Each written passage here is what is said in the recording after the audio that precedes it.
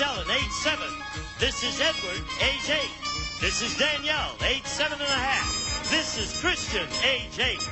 These children and others like them will try to make you understand what they're talking about on Child's Play.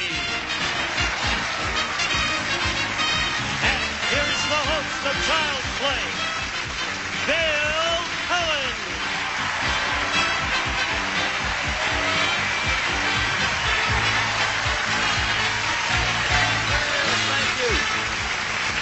Thank you. Hi there.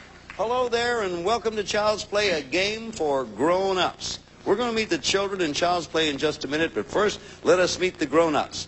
Here's a lady. We've only known each other a relatively short time, but I swear since she's met me, she's gone on to be a success. It is Terry Carlos, our champion, with $5,500. Welcome back. Thank you. Rich lady. That's what I said yesterday, me and the rich. Tell us about your kids. Well, I have Ricky, who is 10 years old. He plays football. And Patrick, who is 3, who plays everything. Oh, Ricky plays and Patrick does it. Yes. Okay, and your opponent here is Kevin Farrell. Kevin, welcome to Child's Play. It's a pleasure to have you with us. You want to tell us anything about the children in your family? Well, I can't tell you too much about my son Joshua, but I can tell you this, that the first 2 weeks we brought him home from the hospital, he cried night and day. Matter of fact, he's 2 weeks old in about 2 hours. He's only 2 weeks old. Right. I don't blame him for crying. We're happy to have you. You can tell by my eyes. And didn't get much sleep, did you? Well, in spite of that, are you ready to go? All ready. You ready to go, Terry? Yes. Okay, we took our Child's Play cameras. We aimed them at children in the 1st, 2nd, and 3rd grades, 5 to 9 years of age. We gave them some everyday words and asked each child to tell us in his own way what that word means. Now, we're going to show you several children defining the same word, and you can take a guess after you have listened to each child. First, let us show the audience the word you're playing for. Okay, there's word number 1 up there. The audience knows all about it. We're going to start the guessing with you, Terry, so you watch and listen, because I love this name, and a lovely girl, too. Danielle Del Olio, 7.5 years old, from New York. Danielle? People it's like a fight over lands. People want to control things. They want to have a lot of land so they can build up their environment, and in the old days they had kings, but now they don't. They just have like presidents and other people, Republicans.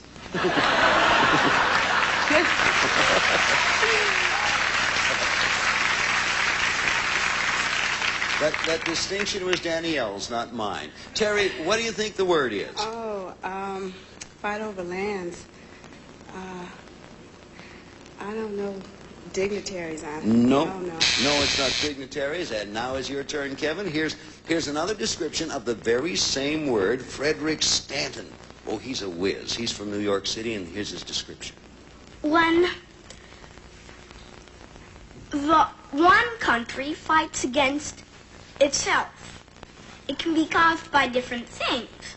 By people that don't like kings, by people that don't like democracy, by people that don't like republicancy. It doesn't just include regular people. In blank, soldiers fight, not only regular people. Do you believe he's only 7.5 years old?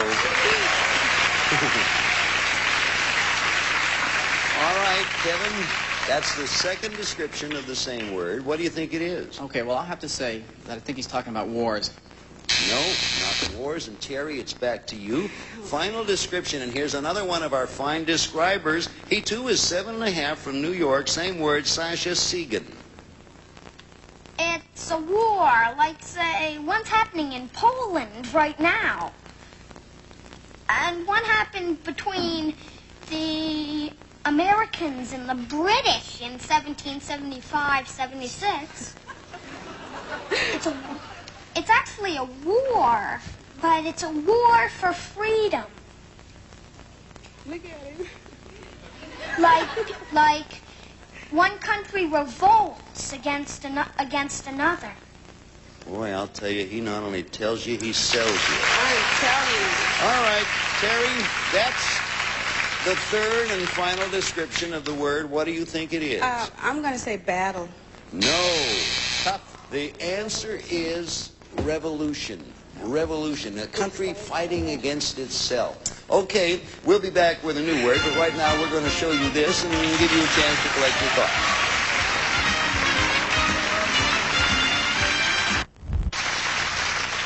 Okay, we're back again, so let's get set for a brand new word. And this time we're going to begin with you, Kevin.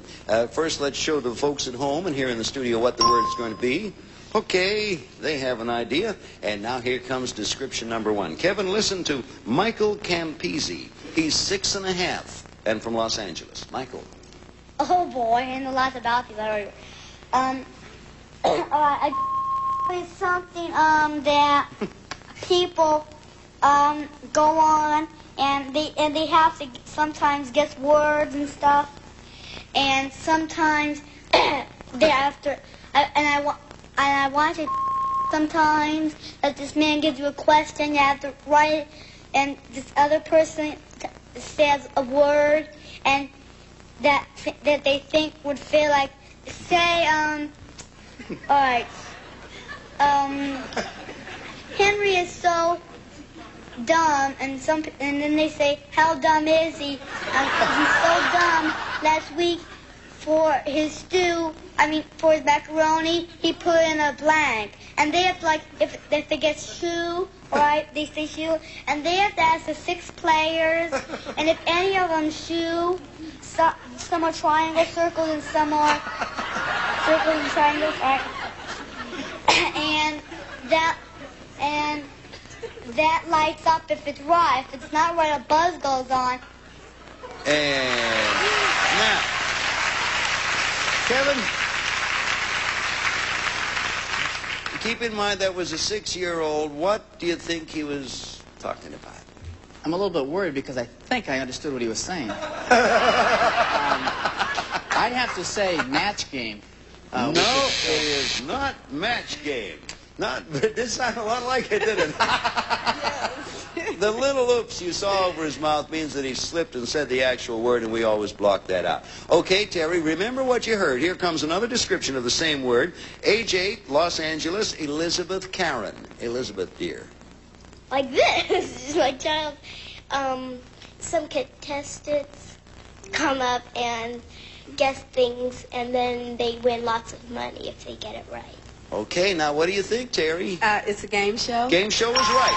Game show is right. That's a point for Terry.